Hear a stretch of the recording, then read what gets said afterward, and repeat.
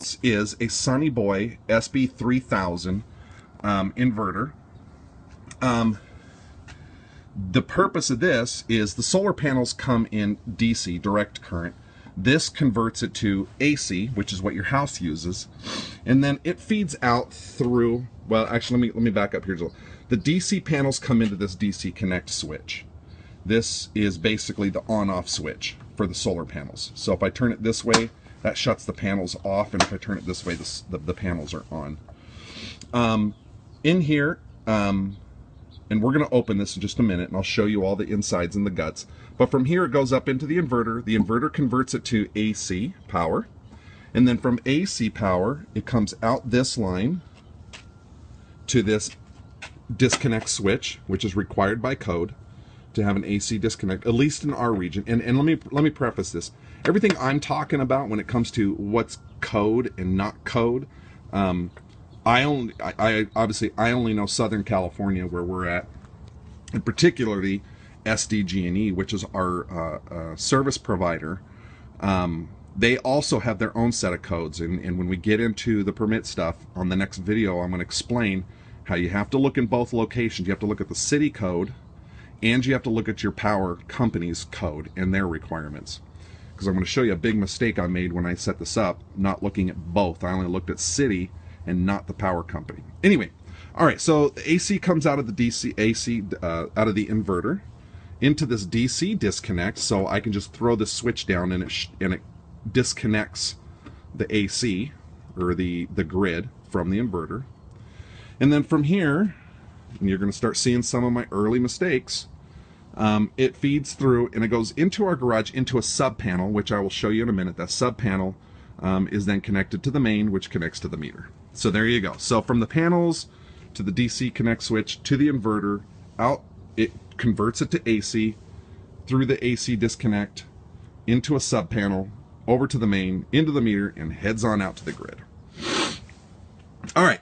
So, before I take this cover off, let me show you the Sonyboy, and you'll see this little picture of the hand knocking here. That's how you turn the light on.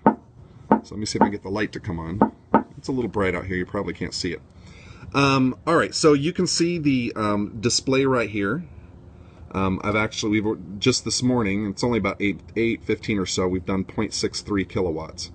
This is the voltage coming in from the AC side, so 125 volts, 125 volts. Hey, look at that. We're saving the planet. We've saved 1,620 pounds. Currently, we're producing 904 watts. And the voltage is, it went too fast, but the voltage is probably in the low 300s somewhere. Now, it's not even 9 o'clock, and the system is already producing 900 watts. It'll peak on a sunny day, like I said, about 2,400 watts of power. Now, if you look at the meter, you'll see that the bars are moving backwards, I hope. Hopefully nobody's in the house. There you go. So they're pointing that way, and they're going backwards. It is 8:24 in the morning, actually. So the meter's recording a reading of 43 kilowatt hours, because they reset our meter when we went to the grid.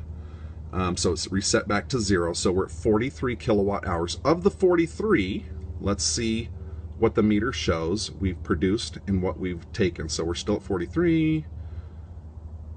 So they've given us 70 kilowatt hours, and we've generated 27. So they received 27. You can see right now we're currently 615 watts negative, which means our house is using, of that 900 that the inverter's producing, the house is only using about 300 watts. And we're providing 600 watts back out to the grid. And that'll actually take this meter and bring it down over the course of time. This number, the 43 kilowatts, would actually be probably a lot lower, except for they switched our meter before they authorized us to turn on the inverter. So it ran for a few days without the solar system on. And of course that just makes the meter go up. So we're at 43 kilowatt hours. Of that, they've given us 70, and we've given them 27. So that's the delivered and received on the meter. So we're negative 632 right now. So plenty of power going back out to the grid, and it's not even 9 o'clock, which is cool. So So that's the essentials of the Connect. Let's get the covers off of all of this equipment, and I will show you how everything is connected in the equipment, and even go inside and show you how we connected the sub panels. So give me just a minute and we'll get that taken care of. Okay, all right, get this camera to refocus. There we go.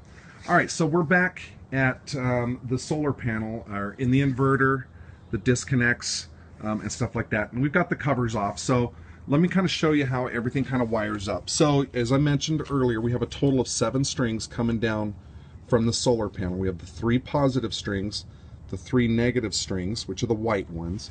We have this smaller green one, which is ground. And so this is all coming down from the solar system. And your inverter may be different, but my inverter came with a combiner. And what the combiner does, allows you to do, is to combine all of these strings into one string. And that's what happens up here at the top. So I have 3 strings. I've got room for 1 more. You'll see it is a 4-string combiner box. So I've got 4 positive leads, and I got 4 negative leads. And you'll see I've got everything shut off, so I didn't have to worry about getting shocked or nothing. So we've got the 3 negative, the 3 positive, and the ground. This is also the DC disconnect.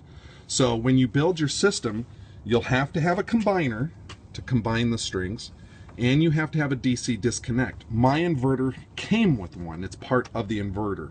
If you're looking for inverters, you'll want to see if it comes with a built-in combiner and a built-in DC disconnect. If not, you'll have to purchase those separately. So anyway, the 3 strings come in right here. The ground goes up to this ground lug right here, and then we've got this very heavy 6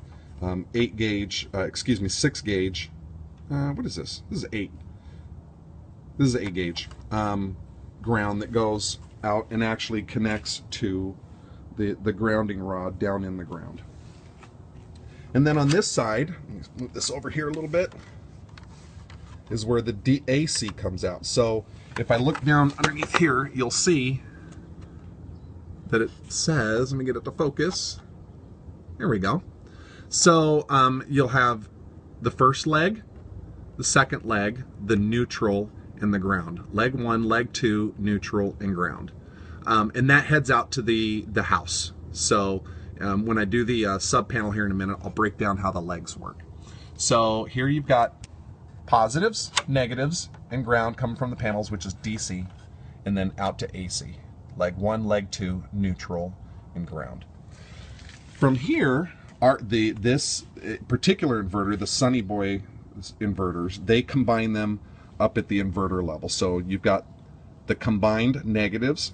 Actually, let me take that back. This is the combined positive. It's a little counterintuitive because normally black is negative, but the manual, I don't know. Anyway, these lugs right here, I think there's an error in the manual, but I found out the hard way that this is actually positive, this is negative. Okay? All right. So, and then over here, this is where the AC comes out, and it just goes down and converts to these wires. So same thing, leg 1, leg 2, neutral, and your ground. Now from the inverter, it comes into this disconnect box.